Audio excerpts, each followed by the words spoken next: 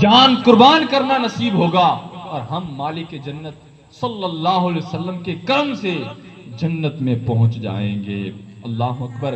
حضرت جابر بن عبداللہ رضی اللہ تعالیٰ عنہ سے روایت فرماتے ہیں کہ غزوہ احد کا موقع تھا، ایک شخص بارگاہ رسالت میں حاضر ہوا، عرض کیا یا رسول اللہ آپ کیا فرماتے ہیں، اگر میں راہ خدا میں لڑتا ہوا شہید ہو جاؤں تو کہاں پہنچوں گا؟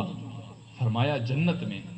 راوی کہتے ہیں وہ صحابی اس وقت کھجوریں ہاتھ میں لیے ہوئے تھے، انہوں نے وہ کھجوریں بھی نہ کھائیں، جنگ میں کود گئے اور غیر مسلموں سے لڑتے لڑتے شہید ہو گئے۔ سبحان اللہ، کیسا کمال کا شوق ہے، ہاتھ میں کھجوریں موجود ہیں مگر صحابی رسول کو جنت میں پہنچنے کی جلدی تھی۔ چند کھجوریں کھانے میں کتنا ٹائم لگتا ہے، چند سیکنڈ یا منٹ ہی تو ہیں، مگر جنت کی طرف جانے میں اتنی سی دیر ہو جائے، صحابی رسول کو یہ بھی گوارا نہ ہوا۔